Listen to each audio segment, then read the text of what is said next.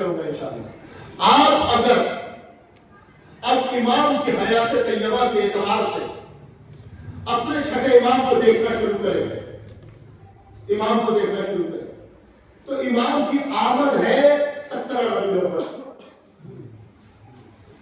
اب 17 ربیع الاول امام کی آمد ہے، ولادت ہے ہمارے اور آپ کے چھٹے امام کی۔ 17 ربیع الاول صرف امام کی آمد نہیں ہے بلکہ وجہ کائنات طٰہٰ و یاسین، مزمل و مدثر، حبیب خدا، شافع محشر، حضور اکرم کی بھی آمد 17 ربیع الاول کو ہے۔ یعنی ایک صادق 17 ربیع الاول کو آ رہا ہے، یعنی نبوت کا صادق 17 ربیع الاول کو آیا تو امامت کا صادق بھی 17 ربیع الاول کو آیا۔ کل ایک صادق 17 ربیع الاول کو آمنہ کی آغوش میں آیا تھا، آج ایک صادق ام فروا کی آغوش میں آیا ہے۔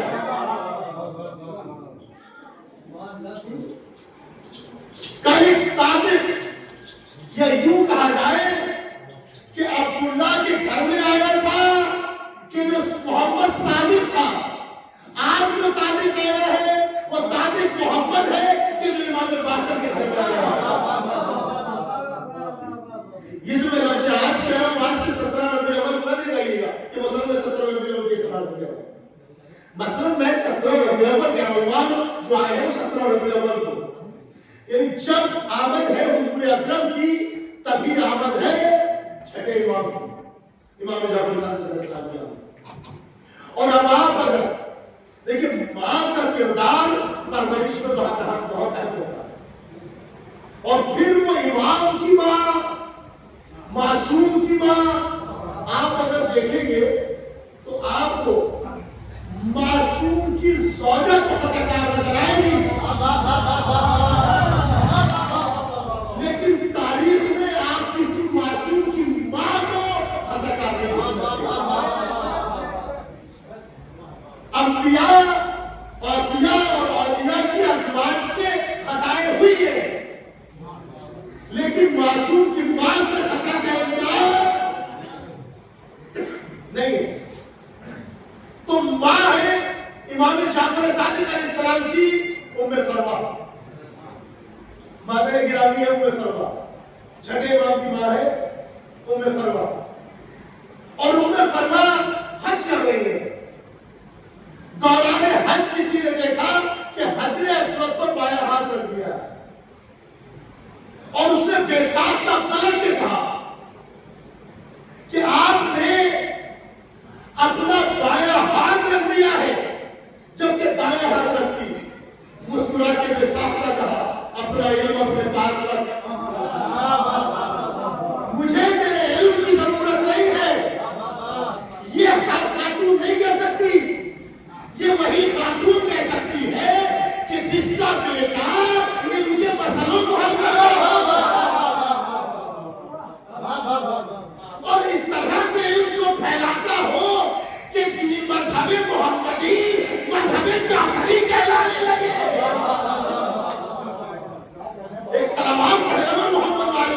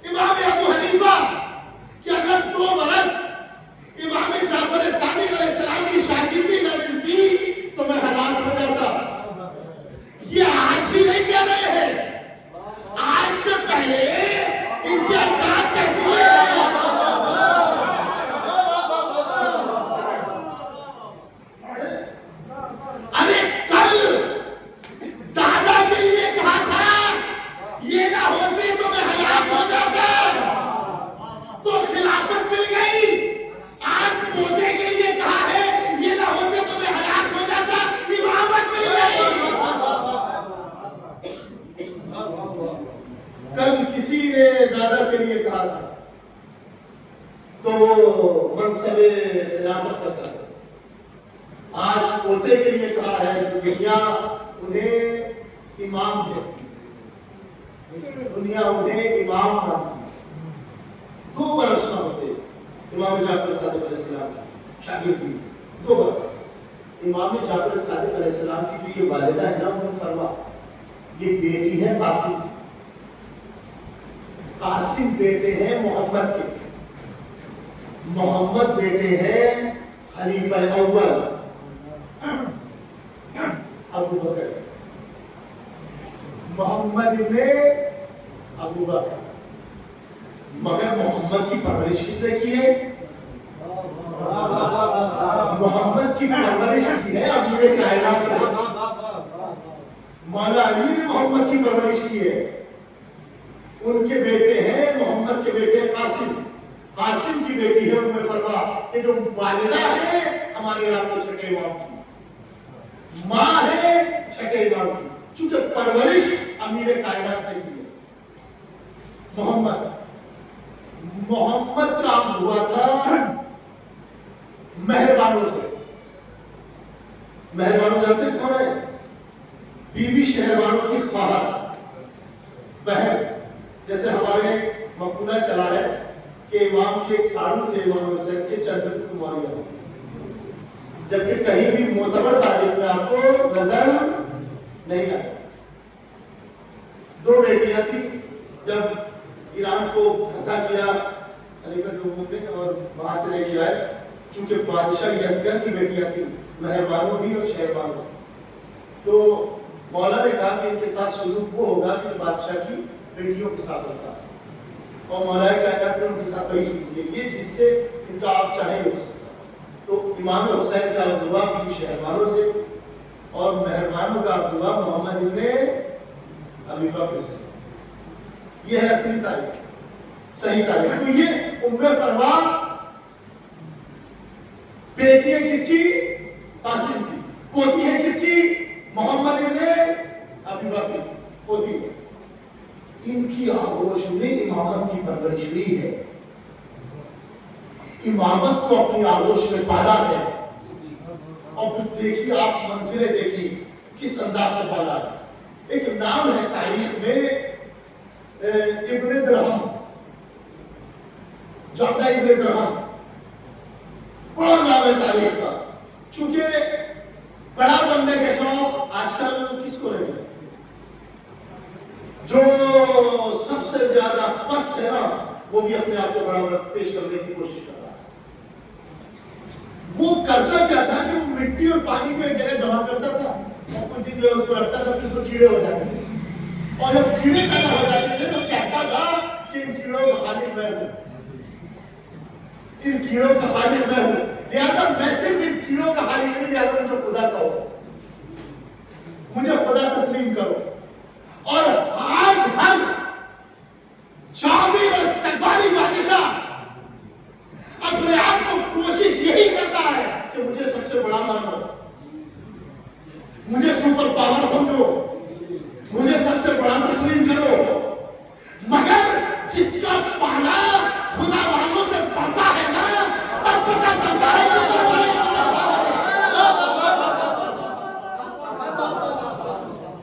مادی طاقت اور ہونا اور ہے, مگر خدائی طاقت ہونا اور ہے. مادی طاقت سے ذہنوں پر غلبہ پایا جا سکتا ہے مگر دلوں پر غلبہ نہیں پایا جا سکتا.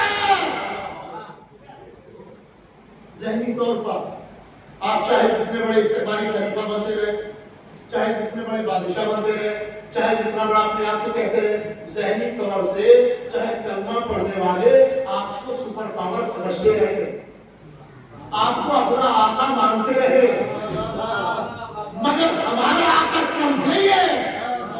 ہمارے آقا ہے حضور نامدار. مگر آج کچھ مسلمانوں کا آقا بنا ہوا ہے, کچھ مسلمانوں کا آقا بنا ہوا اور مسلمانوں سے آقا مان بھی رہے, آقا مان بھی رہے. تو کچھ بادشاہوں کو, کچھ لوگوں کو یہ ہوتا ہے کہ میں بڑا ہوں اور وہ کہہ رہا ہے کہ مجھے خدا تسلیم کرو.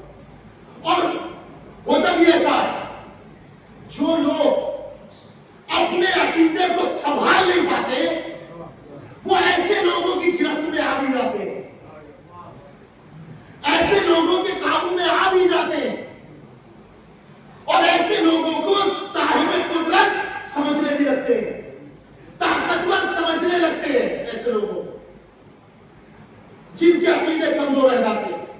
لہذا آج آپ کے سامنے پوری دنیا کی ہسٹری ہے, پوری دنیا کی تاریخ کے سامنے رکھی ہوئی ہے.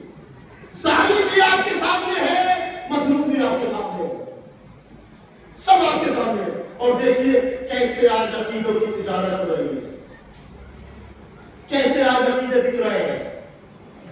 نہ کہنے کے لیے ہم مسلمان ہیں سب, لیکن دیکھیے آپ کیسے عقیدے بک رہے ہیں. تو ایسے لوگوں کے ہاتھوں کبھی کبھی ہمارے عقیدے گرفت میں آ جاتے ہیں, ایسے لوگ ہمارے عقیدوں پر قبضہ کر لیتے ہیں. تو بادشاہ لوگوں نے جا کے چھٹے امام سے کہا مولا اسلام خطرے میں.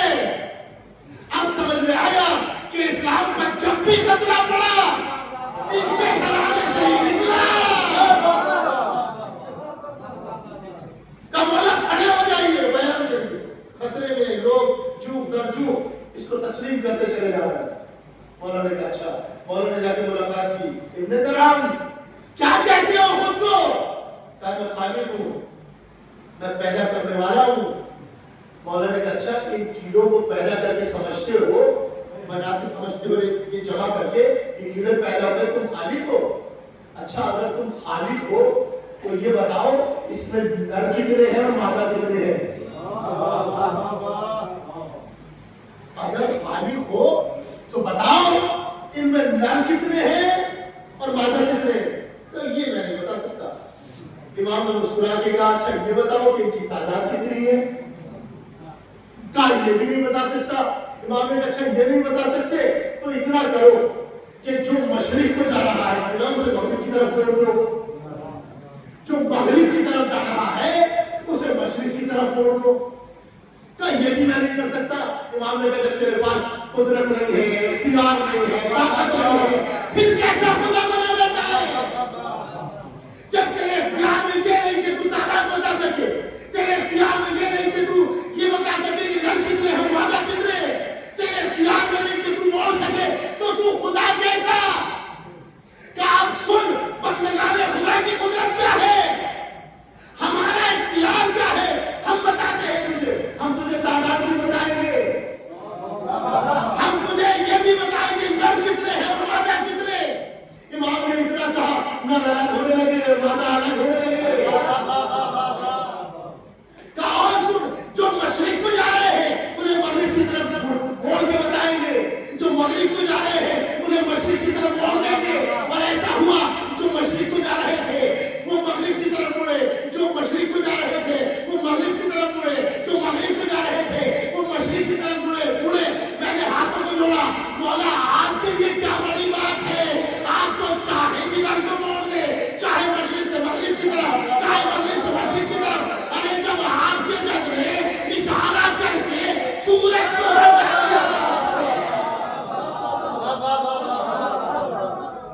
ایک سلام پڑھے محمد علیہ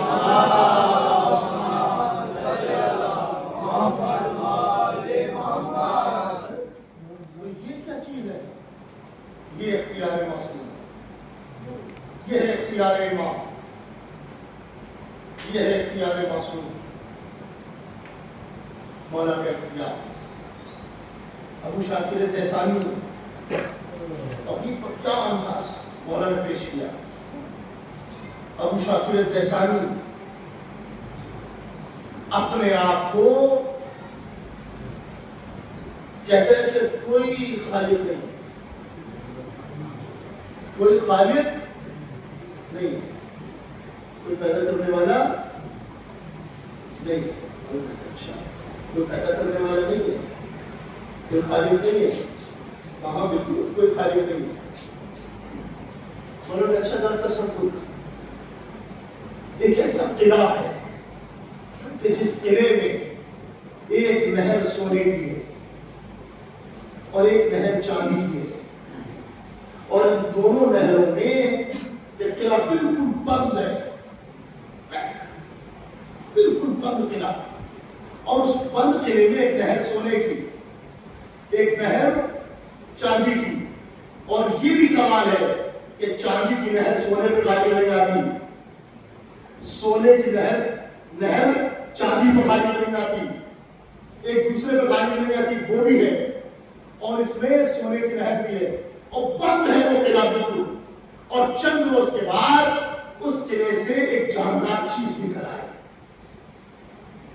بتاؤ اسے کس نے پیدا کیا؟ وہ چاروں طرف سے قلعہ بند ہے، نہر سونے کی بھی ہے، نہر چاندی کی بھی ہے، اور چند روز کے بعد اس قلعے میں سے ایک جاندار چیز نکل آئی. بتا اسے کس نے خلق کیا؟ اس کا خالق کون ہے؟ بتا اسے کس نے پیدا کیا؟ کہا مجھے نہیں پتا. کہا ایسی کوئی چیز ہے بھی؟ کیا ایسا ہو سکتا ہے؟ ایسی کوئی چیز ہے بھی؟ کہا مولا نے اپنے شاگرد سے قدر اٹھا کے اسے انڈا دکھاؤ، اسے انڈا دکھاؤ. دیکھ اس میں سونے کی نہر بھی ہے، اس میں چاندی کی نہر بھی ہے، ایک دوسرے پہ غالب بھی نہیں آتی، اور دیکھ اس میں سے جاندار چیز بھی آ رہی ہے. وہ کیسے پیدا ہوئی؟ اگر کوئی خالق نہیں ہے تو وہ کیسے پیدا ہوئی؟ یعنی اللہ بتانا چاہتا ہے صاحبان اقتدار چاہے جتنی دولت ہو، چاہے جتنے بنگلے میں ہو، خدا سے دور نہیں رہ سکتے. تم دنیا کی گرفت سے تو بچ سکتے ہو، مگر خدا کی گرفت سے کہیں نہیں بھاگ سکتے. اس کا اختیار نشے پہ، وہ ہر مقام تک آ سکتا ہے، وہ ہر جگہ تک پہنچ سکتا ہے. وہ خالق و مالک ہے، پروردگار. ثم لتسألن يومئذ عن النعيم. نعمتوں کا حساب ہوگا. پروردگار عالم نے کتنی عظیم نعمتیں عطا کی، نعمتوں کا حساب ہوگا کہ تم نے ان نعمتوں کو کیسے استعمال کیا، نعمتوں کو کیسے استعمال کیا. نعمتوں کا سوال ہوگا. قرآن کہہ رہا ہے کہ تم سے نعمتوں کا سوال ہوگا، اور تمہیں نعمتوں کے بارے میں جواب دینا ہے. میرے اور آپ کے چھٹے مولا امام جعفر صادق علیہ السلام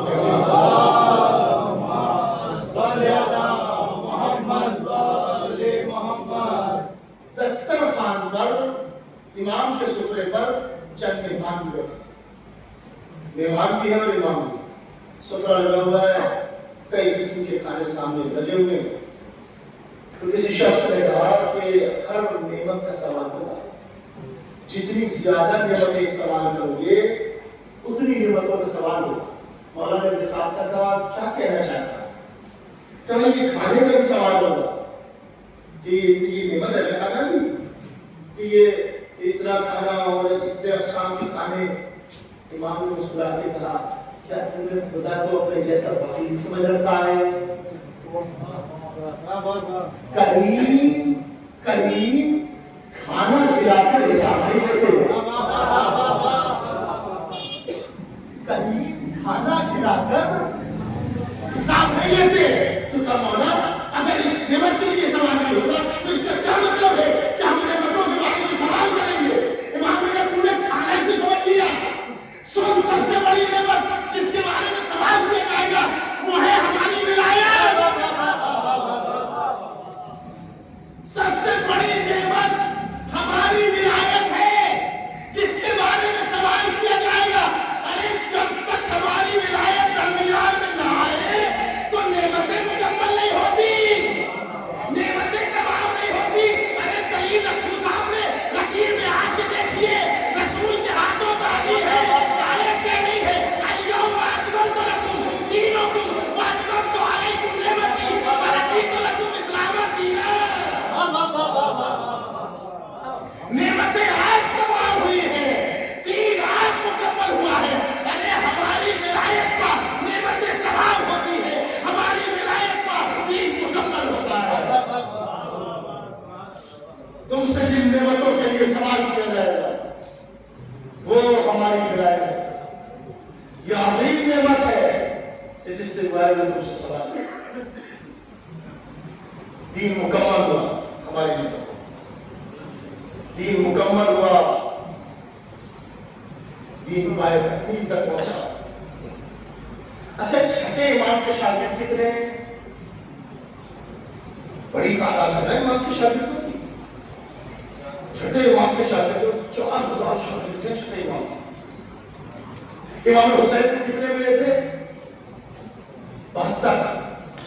تو امام حسین کی طرح چھٹے امام کو اٹھ کھڑا ہو جانا چاہیے تھا چونکہ 4000 مل گئے تھے. بھائی چھٹے امام کو کھڑے ہو جانا چاہیے تھا نا اٹھ کر. امام حسین کو 72 ملے تھے، چھٹے امام کو 4000 ملے. چھٹے امام کو کھڑا ہونا چاہیے تھا کہ نہیں؟ ایسے ہی وہ آ کے مولا علی کے پاس کہہ رہا تھا، علی اقتدار دوسرے قبیلوں میں جا رہا ہے، آپ اگر آگے بڑھے تو میں ان گلیوں کو، ان سڑکوں کو، ان سواروں کو پیاروں سے بھر دوں گا. مولانا مسکرا کے کہا، ابو سفیان تو کب سے دین کا خیر خواہ ہو گیا؟ میں کہوں گا مولا یہ دین کا خیر خواہ ہو یا نہ ہو، لیکن آپ کا تو خیر خواہ بن کر آیا تھا. آپ کو تو اس کی خیر خواہی کی قدر کرنی چاہیے تھی. آپ کو تو قدر کر کہا میں علی ہوں، دلوں میں چھاپ کر دیکھتا ہوں کہ ہم کتنا بڑا مخلص ہے. چھٹے امام کے 4000 شاگرد ہیں. مولا کو جانا چاہیے نہ کرے، قیام کر لینا چاہیے نہ کرے. اور یہ میں ایسے ہی نہیں کہہ رہا ہوں، چھٹے امام کے پاس بیٹھا ہوا کہ جو سب سے بڑا اپنے آپ کو امام کا چاہنے والا کہتا تھا، چاہنے والا کہتا وہ سب سے بڑا کہہ رہا، مولا اتنے لوگ ہیں اٹھ کھڑے ہوئیے. کربلا میں تو صرف 72 تھے. مولا نے کہا نہیں، کربلا جیسے نہیں ہے، کربلا جیسے نہیں ہے، کربلا جیسے 72 نہیں ہے.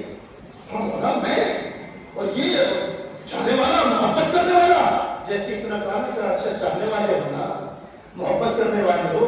وہ سامنے تندور جل رہا ہے، وہ ہے سامنے تندور، کود جاؤ، چھلانگ لگا دیجیے. آج تو منافقت ظاہر ہو رہی ہے نا.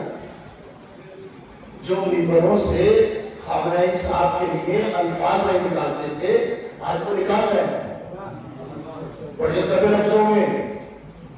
اور آپ یہ دیکھیے امام حسین کی تو تعریف ہو رہی ہے، یزید کی برائی نہیں ہو رہی ہے. کل کی یزید کی تو برائی کر لو گے منبر سے بیٹھ کے. اپنے زمانے کی یزید کی برائی کون کرے گا؟ اپنے زمانے کے یزید کی بھی تو برائی کرتی ہے نا. کل کا یزید معاویہ کا بیٹا، آج کا یزید ٹرمپ، نتنیاہو، ان بڑے یزیدوں کو برا کون کہے گا؟ مگر ویزا لینی ہے بھائی،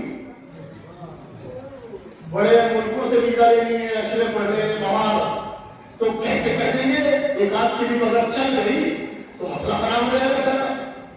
تو صرف یہ نہیں چلے گا صاحب کہ آپ جو ہے وقت کے امام کی تعریف کریں، یہ بھی چلے گا کہ دشمن کی تعریف کریے، دشمن کی برائی کریے، اس کو برا کریے. یہ حق ہے، ضروری ہے. مولا نے جاؤ اس میں کچھ جاؤ. کہا مولا میرے بچے ہیں، میں بچوں والا ہوں مولا، ہم چلتے ہیں تندور میں. ابھی اتنا کہا تھا کہ ہارون مکی تشریف لے آئے. ہارون مکی آئے. اچھا ہارون کو نہیں پتا یہ بات کیا ہو رہی ہے. ہارون کہہ سکتے تھے نا مولا سے، مولا بات ان سے چل رہی ہے اور آپ مجھے بیچ میں بتا رہے ہیں، کہہ سکتے تھے نا ہارون مکی. لیکن ہارون مکی نے کچھ نہیں کہا. جیسے ہی مولا نے کہا ہارون مکی سے، ہارون مکی اس تندور میں پوچھا. ہارون مکی نے مولا سے پوچھا کہ کیا موضوع ہے، کیا بات ہو رہی؟ کچھ نہیں. ہارون مکی اس طرح جلتے ہوئے تندور میں کود گئے اور کودے نہیں، اس تندور کو بند کر دیا اپنے ہاتھوں سے، اپنے ہاتھوں سے اسے بند کر دیا. اور بند کرنے کے بعد اب مولا محل گفتگو ہے. اب اس سامنے والا جو محبت کا اظہار کر رہا تھا اس کے ذہن میں کیا چل رہا؟ چلنے ہوں گے، کیا ہوا ہوگا. مولا کہہ رہے ہیں فلاں پڑوسی تیرا ہے، اسے جانتا ہے کہ نہیں؟ وہ کچھ دنوں پہلے پریشان تھا، مولا اس سے بات کر رہا ہے، تو فلاں پڑوسی کو جانتا ہے، وہ ہمارا چاہنے والا ہے. اور وہ فلاں وقت پریشان تھا، اس کی پریشانی کس نے دور کی؟ اور مولا بیان کر رہے ہیں. اچھا یہ گفتگو کرتے کرتے کہتا مولا آپ مجھ سے میرے بدن کے بارے میں پوچھ رہے ہیں، اپنے چاہنے والوں کے بارے میں پوچھ رہے ہیں۔ ایک چاہنے والا تندور میں چل رہا ہے، آپ اس سے غافل ہے؟ کہا مولانا ذرا میرے ساتھ قدم تو بڑھاؤ۔ اب اس نے جو قدم بڑھائے، تندور کے اوپر جو ڈھکا ہوا ایک چیز تھی، مولانا نے اسے ہٹایا۔ اب جو ہٹایا تو کیا دیکھا؟ آگ گلزار ہو چکی ہے، اور اس گلزار میں بیٹھے ہوئے ہارون مکی۔ مولانا نے مسکرا کے کہا، یہ بتا، تو کہہ رہا تھا نا اٹھ جاؤ قیام کر لو، یہ بتا ہارون جیسے کتنے، ہارون مکی جیسے کتنے، ہارون مکی جیسے ہو تو ہم کھڑے ہو گئے۔ کہا مولا 20 بھی نہ ہوں گے، ہارون مکی جیسے 20 بھی نہ ہوں گے۔ تو کہا پھر ہم کیسے خیال کریں، کیسے اٹھے؟ چند شاگرد ہیں امام کہ جنہوں نے یقیناً امام کی شاگردی اختیار کی اور دیگر مقامات پر امام جعفر صادق علیہ السلام کے درس کو، امام جعفر صادق علیہ السلام کے پیغام کو دیگر مقامات پر نشر کیا۔ یونیورسٹی امام نے قائم کی ہے، درسگاہ امام نے قائم کی ہے، اور جگہ جگہ اسے نشر کیا ہے۔ انہی میں ایک ہے حشام ابن حکم، جو میں نے عرض کیا تھا ابتدا، حشام ابن حکم چاہنے والے، اور امام جب درس دیتے تھے تو انتظار کرتے تھے ابھی کچھ دیر بیٹھو، حشام آگے ہوں گے تب درس شروع کیا جائے گا۔ جس کا امام انتظار کرتے ہو اس کی منزلت کیا ہوگی؟ آپ بھی ایک امام کا انتظار کر رہے ہیں نا، جس کا امام انتظار کرتے ہو۔ اور جب حشام آ جاتے تھے تو امام اپنی جگہ سے اٹھ جاتے تھے، اٹھ کے حشام کو گلے سے لگاتے تھے، اور بعض وقت تو تذکرہ کرنے لگے تھے حشام کے مناظرے موجود ہیں، حشام نے بڑے مناظرے کیے، تو حشام سے بیٹھ کے کہتے تھے کہ حشام بیان کرو، حشام بیان کرو، حشام فلاں مناظرہ بیان کرو، حشام فلاں مناظرہ شاگردوں کے درمیان، فلاں مناظرہ، حشام فلاں مناظرہ۔ علم کلام، علم فلسفہ، اس علم میں ماہر تھے حشام بن حکم۔ علم کلام، لاجک اینڈ فلسفی، ماہر تھے حشام بن حکم اس میں۔ اور مولا کہہ رہے ہیں حشام ذرا فلاں مناظرہ بیان کرنا، اور پھر بیان کرنا شروع کیا۔ کہا میں شام میں تھا، ایک عالم منبر پہ بیٹھتا ہے اور بیٹھنے کے بعد کہہ رہا ہے سلونی سلونی قبل ان تفتنونی، جبکہ ابھی عمر کا ابتدائی حصہ ہے، حشام کی عمر کا ابتدائی حصہ ہے، ابھی عمر ترانی نہیں ہوئی ہے، ابھی ابتدائی حصہ ہے۔ مگر جیسے یہ جملہ سنا رہے، یہ تو جملہ میرے آقا کا ہے، میرے مولا کے علاوہ کوئی کہہ ہی نہیں سکتا۔ مجمع میں سے کہا میں تجھ سے سوال کرنا چاہتا ہوں، سوال کرنا چاہتا ہوں تجھ سے۔ کہا سوال کریے مجھ سے، ابھی عمر کا ابتدائی حصہ ہے، سوال کرو۔ حشام نے کہا یہ بتا تیرے پاس آنکھیں ہیں کہ نہیں؟ میں نے کہا عجب ہو، کہا میں تو بچہ ہوں، میں تو اسی طرح کے سوال کروں گا۔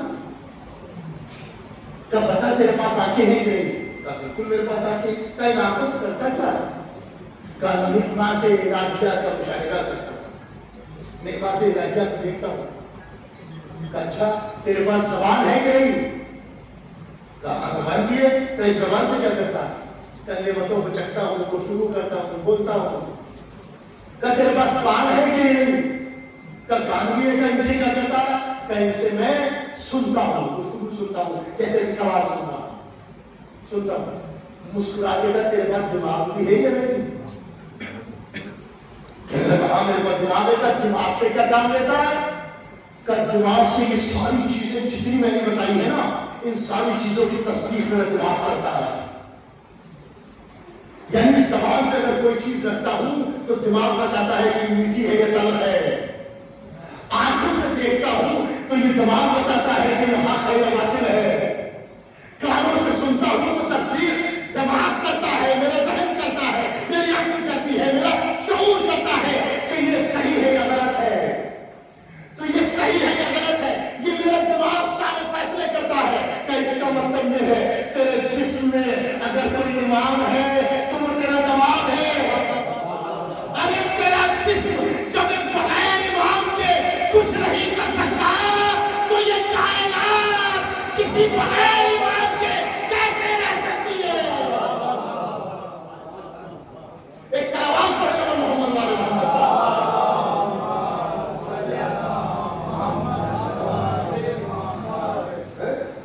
یہ تیرے چھوٹے سے جسم کی کائنات تصدیق چاہتی ہے امام کہ یہ تصدیق کرے تو کچھ پہچان سکے، فیصلہ دے سکے. چونکہ امام تصدیق کرتا ہے تو فیصلے دے سکتا ہے، تو یہ پوری کائنات بغیر امام کے کیسے ہو سکتی ہے؟ وہ امام بتائے گا کہ حق کیا ہے، وہ امام بتائے گا کہ باطل کیا ہے، وہ امام بتائے گا کہ صحیح کیا ہے، وہ امام بتائے گا کہ غلط کیا ہے. عمل پیرا ہونا ہمارا آپ کا کام ہے، فیصلے کرنا، ہدایت کرنا، رہنمائی کرنا، رہبری کرنا یہ امام کا کام ہے. وہ کہ جو خدا کی طرف سے رہبر بن کر آئے تھے، وہ کہ جو ہماری رہنمائی کے لیے آئے تھے، وہ کہ جو عظیم نعمت عظمیٰ ہے پروردگار کی طرف سے، مگر ہم نے دیکھا انہی نعمتوں کا مصیبتوں کے پہاڑ ٹوٹ رہے تھے. ہم نے دیکھا انہی نعمتوں پر سختیاں گزر رہی تھیں. ہم نے دیکھا انہی نعمتوں پر مسائل اٹھائے جا رہے تھے. کسی کے گلے بخندر چل رہا تھا، کسی کو زہر دیا جا رہا تھا، کسی کے سر پر ضربت لگ رہی تھی. آئیے ذرا میرے ساتھ اپنے ذہنوں کو تھوڑی دیر کے لیے لے کر چلیے مدینے اور دیکھیے ایک گھر ہے جس میں آگ لگی ہوئی ہے اور اس گھر کی خواتین ہے. ہاں، گھر سے کبھی ادھر جا رہی ہے، کبھی ادھر جا رہی ہے، مگر ان بیویوں کے سروں پر چادریں ہیں. آگ بجھانے کے لیے چاہنے والے موجود ہیں، آگ بجھانے کے لیے لوگ موجود ہیں. ایسے عالم میں میرا اور آپ کا چھٹا مولا ایک دیوار سے ٹیک لگا کے بیٹھے ہیں اور آگ بجھائی جا رہی ہے. یہ سارے منظر دیکھ رہے ہیں اور بے تحاشا گریا کر رہے ہیں. چاہنے والوں نے محسوس کیا کہ امام کے رونے کا انداز عجب ہے، امام کے گریا کرنے کا انداز عجب ہے، امام کی آہو بکا میں درد ہے جو بہت زیادہ ہے. مولا آپ یہ شعلے دیکھ کر رو رہے ہیں، یہ آگ دیکھ کر رو رہے ہیں. مولا اتنا چاہنے کا سبب کیا ہے؟ یہ آگ ابھی خاموش ہونا چاہتی ہے، یہ چاہنے والے ابھی آگ کو بجھا رہے ہیں. مولا اتنا گریہ کرنے کا سبب کیا ہے؟ مولا نے بے صاف کا کہا، ارے میں نے میرے گھر میں لگی ہوئی اس آگ کو دیکھا تو مجھے کربلا کے جلے ہوئے گھر یاد آ گئے. ارے یہاں تو آگ بجھانے والے ہیں، ارے یہاں بیویوں کے سروں پر چادریں ہیں، مگر ہائے کربلا کوئی آگ بجھانے والا نہ تھا. بیویاں ایک خیمے سے دوسرے خیمے میں، دوسرے خیمے سے تیسرے.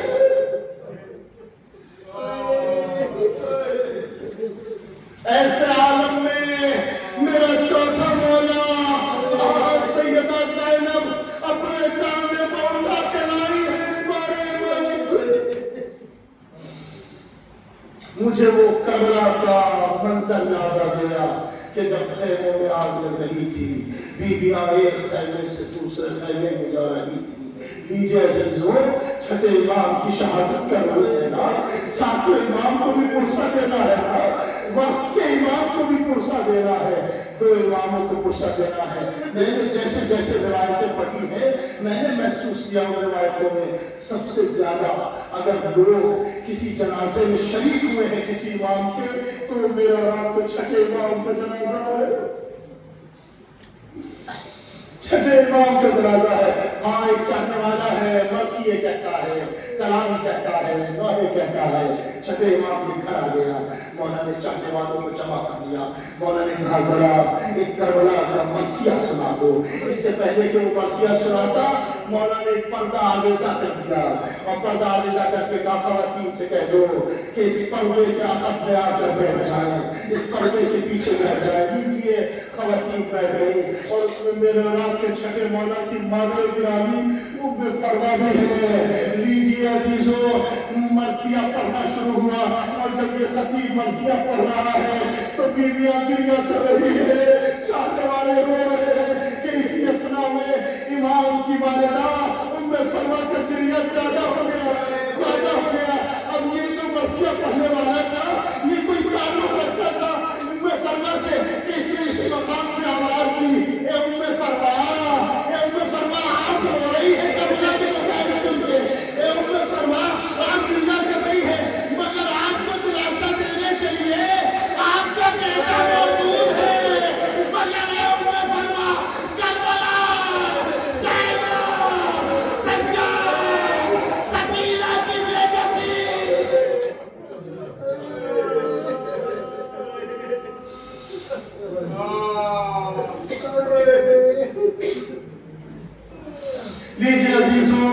میں نے مجلس ختم کر دی. ہاں امام نے ایک روز باہر سے کسی شور و غل کی آواز کو سنا. تو جب آواز تھی حسن قبیلے کے لوگ کہ جو اماموں کے ماننے والے صبر کرنے والے ان کو قیدی بنا کر حاکم لیے جا رہے ہیں کہ ایک مرتبہ امام گھر کے باہر آئے, ان سپاہیوں کو روکنا چاہا. ارے انہیں چھوڑ دو, سپاہیوں کو چند چھٹے